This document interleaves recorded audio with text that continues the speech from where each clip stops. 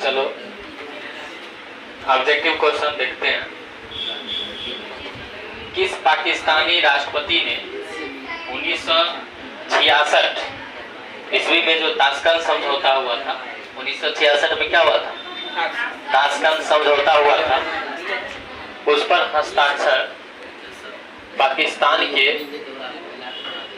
कौन किए थे? अयूब खान। अयूब खान। किस पाकिस्तानी राष्ट्रपति ने 1966 में ताशकंद समझौते पर हस्ताक्षर किए? तो अयूब खान के द्वारा हस्ताक्षर किया गया था। आपको ये बता दें कि ताशकंद जो समझौता हुआ था वो 1966 में, ठीक है, हुआ था पाकिस्तान और भारत के साथ। दूसरा क्वेश्चन है, भारतीय संविधान को कब लागू किया गया था? 26 जनवरी 1950। 26 जनवरी 1950 को लागू किया गया था और इसको जो है 26 नवंबर 1949 को अंगीकार किया गया था। लेकिन लागू कब किया गया? 26 जनवरी 1950 को लागू किया गया, अंगीकार किया गया 26 नवंबर 1949 को, और इसको लागू कब किया गया? 26 जनवरी 1950 को, ठीक है। तो ये 26 जो है ये उसी समय से दिमाग में बैठा हुआ था जिस समय से लाहौर में पंडित जवाहरलाल नेहरू ने जो है वो 1930 में ही, 26 जनवरी 1930 में ही वो झंडा फहरा लिए थे।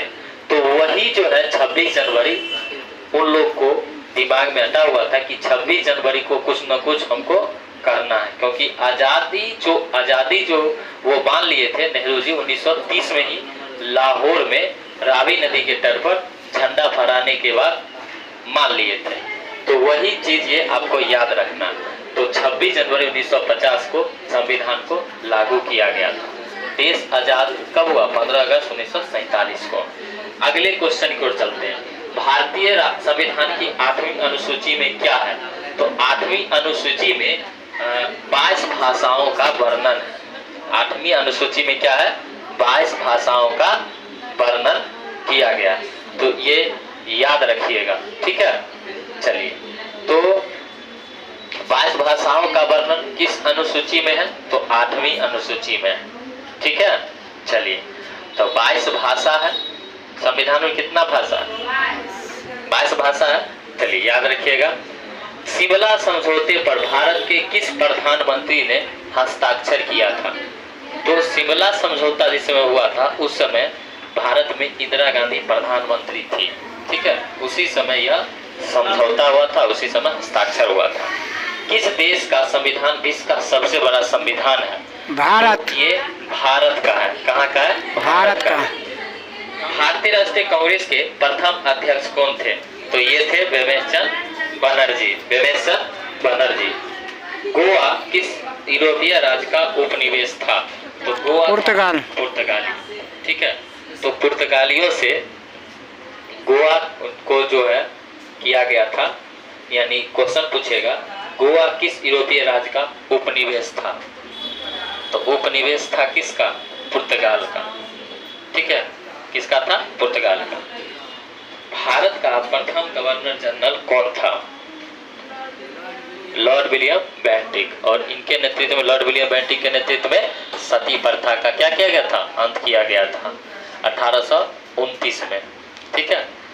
सती प्रथा क्या था तुम लोग को पता होगा? जी सर। नहीं पता? जी सर पता। तो पता होगा।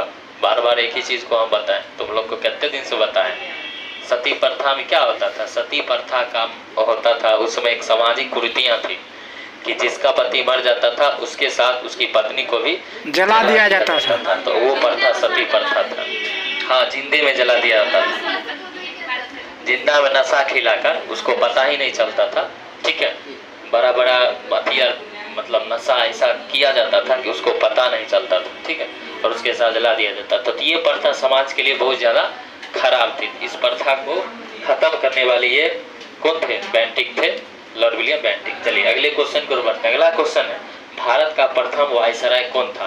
तो वायसराय जब था वो कौन था? लॉर्ड कैनिंग था। कौन था? Lord Canning. चलिए उसके बाद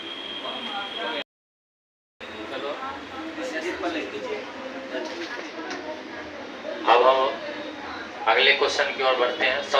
स्वतंत्रता के बाद कौन भारतीय राष्ट्रीय कांग्रेस की प्रथम महिला अध्यक्ष बनी थी? तो ये कौन बनी थी? इंदिरा गांधी।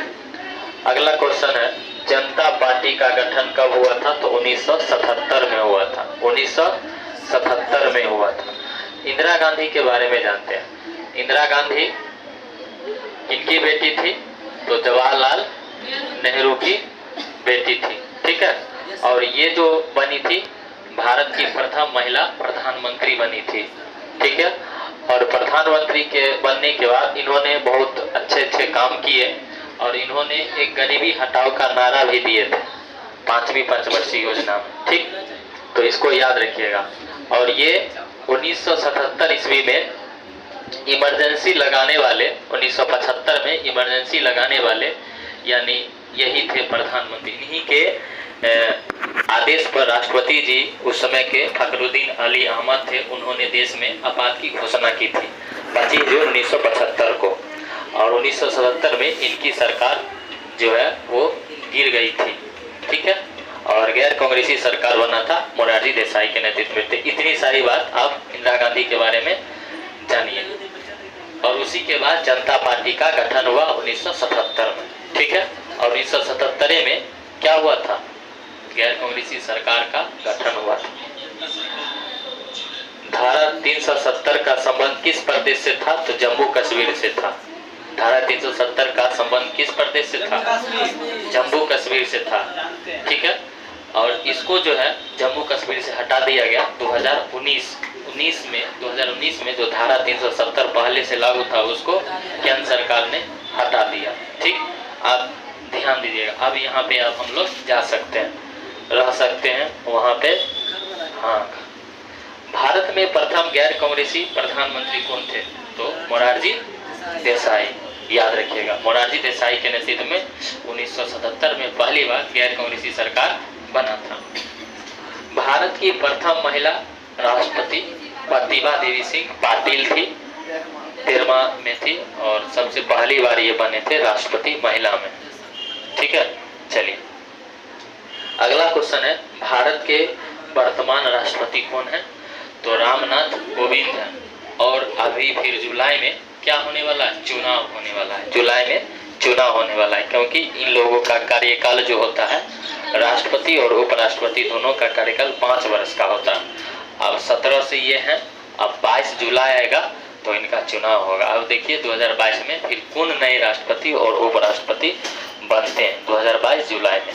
तो अभी वर्तमान पूछेगा तो हम रामनाथ कोविंद ही और उपराष्ट्रपति एम वेंकैया नायडू। अब देखिए जुलाई में फिर चुनाव होगा, इनका कार्यकाल 5